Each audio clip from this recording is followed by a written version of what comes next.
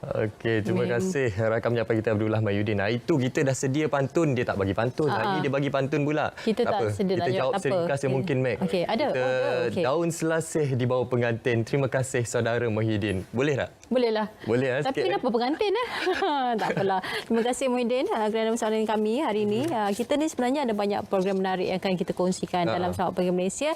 Jadi hari ini kita ada satu lagi topik, iaitu topik yang saya rasa ramai orang mungkin tidak pasti dan kurang memahami mengenainya. Jadi kita akan membincangkan dengan lebih mendalam, iaitu mengenai Hari Kesedaran Albinisme. Kita bersama dengan Puan Nurul Huda Muhammad, merupakan Naib Presiden Persatuan Albinisme Kuala Lumpur dan Selangor, yang akan memberikan penjelasan tentang apa itu albinisme. Baik, terima kasih Puan kerana bersama dengan kami hari ini. Saya rasa kalau kita lihat saban hari sebenarnya masyarakat ada saja perkara-perkara baru yang mereka pelajari, dan mungkin kalau kita nak bercerita lanjut tentang albinisme ini, kita boleh perjelaskan lagi tentang apa yang dikatakan sebagai albinisme ini sebenarnya. Okey, terima kasih. Assalamualaikum warahmatullahi wabarakatuh.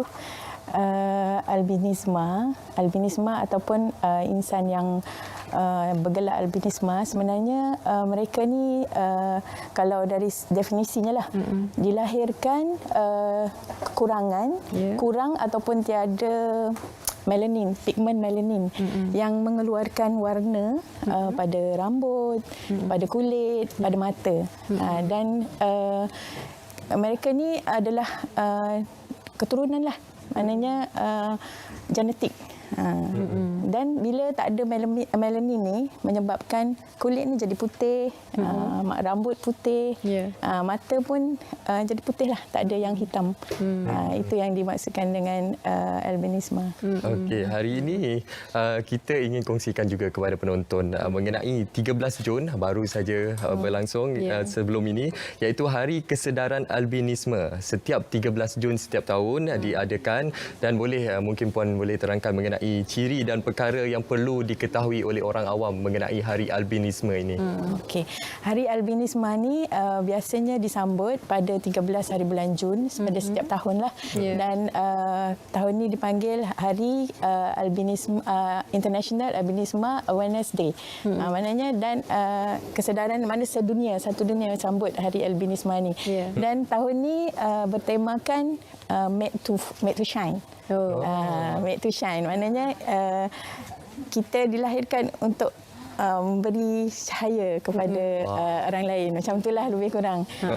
Mana kalau dari segi maksudnya secara mudahlah kita kata, kita boleh memberi inspirasi kepada orang lain. Betul. Apa yang ramai yang tak tahu tentang albinisme ni, maknanya mereka tengok putih, kenapa putih kan? Macam itulah. Jadi tak tahu ni anak orang putih ke? Selalu mereka akan tanya macam tu. Tapi sebenarnya di seluruh dunia pun ada. Maknanya bukan sahaja di Malaysia, maknanya di negara-negara Asia Tenggara, termasuk US, UK, semua ada.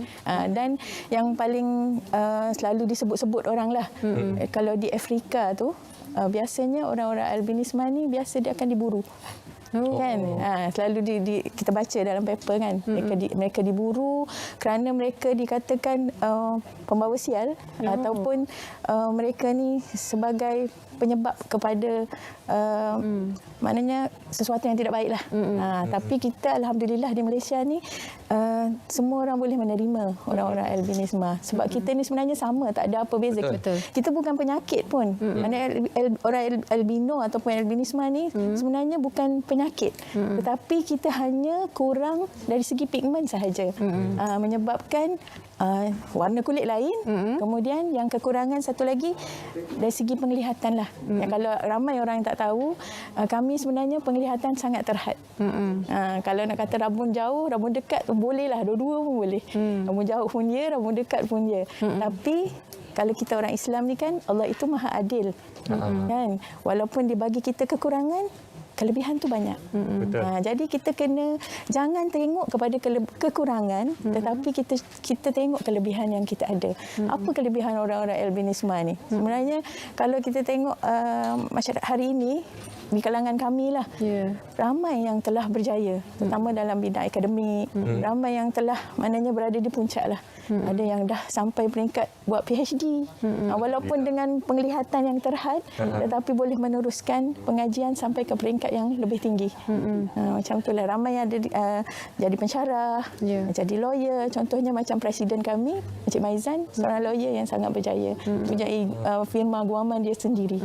Dan ramai yang jadi guru, ada yang jadi model. Samalah macam orang-orang biasa. Maknanya yang tak perlulah kita rasa rendah diri, tak perlu rasa aku ni kenapa jadi macam ni.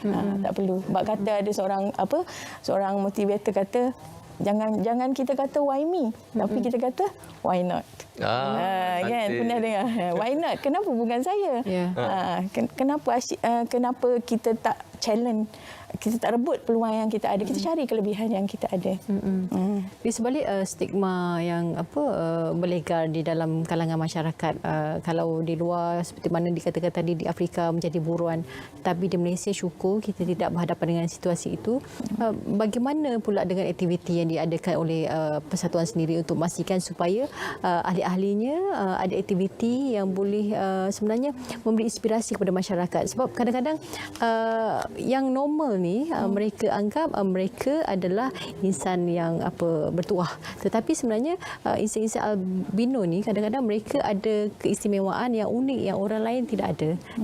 Pasti ada aktiviti yang diadakan sepanjang tahun dan sebagainya untuk memastikan supaya masyarakat menyedari kehadiran albinisme orang albino ini, mereka juga ada peranan yang besar dalam masyarakat.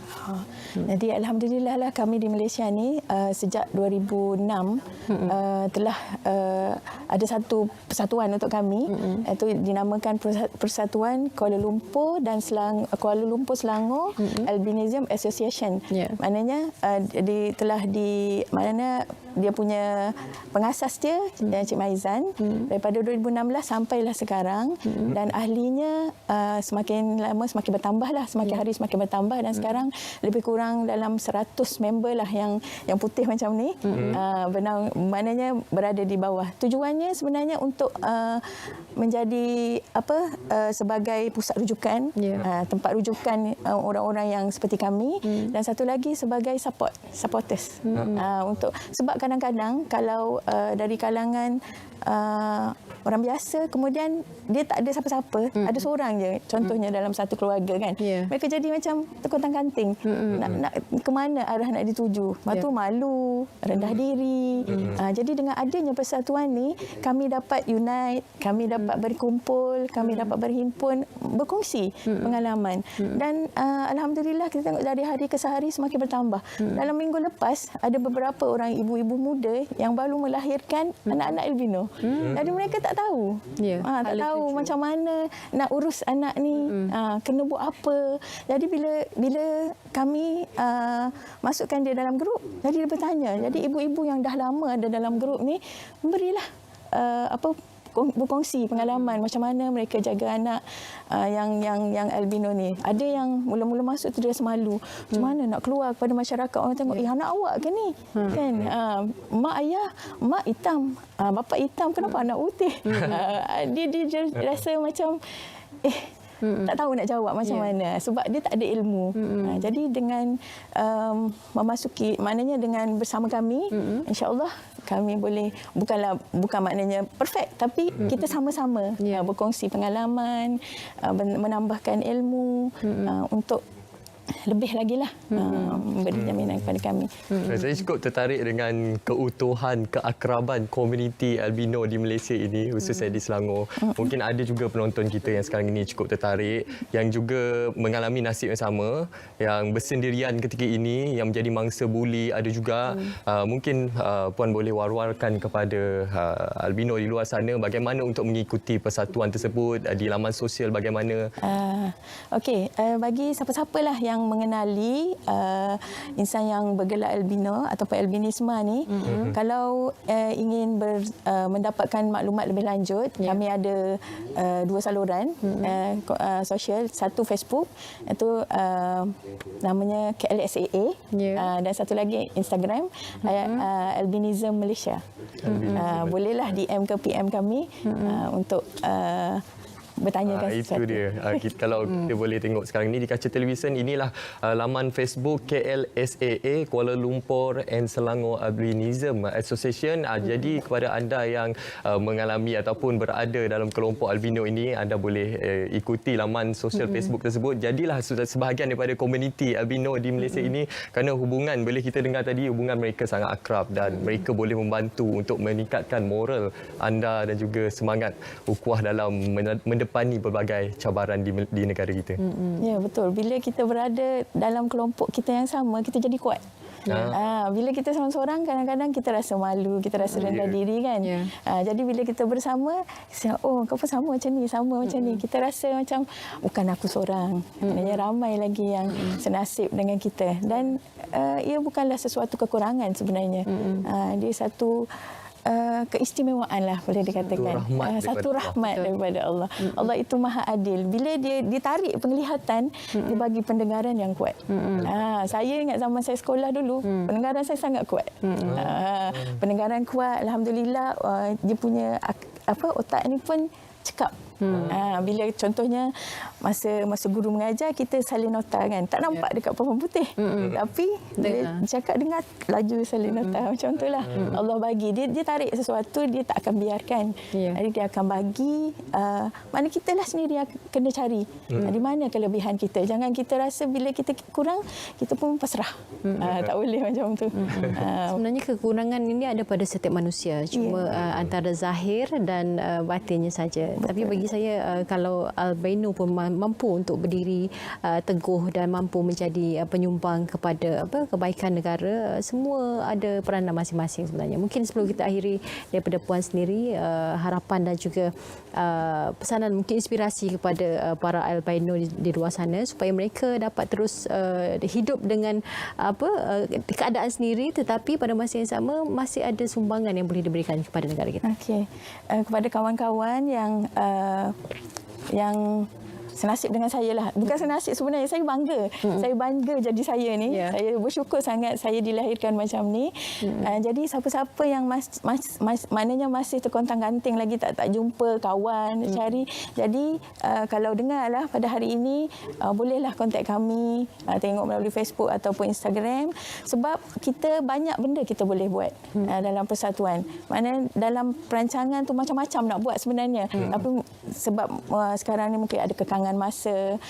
Satu lagi, memang pergerakanlah agak terhad sedikit. Kalau nak ke mana-mana, kita tak boleh drive sendiri. Ada yang boleh sebenarnya. Kalau yang lelaki boleh, ada yang boleh drive. Walaupun penglihatan mata yang sangat terhad, macam abang saya boleh drive.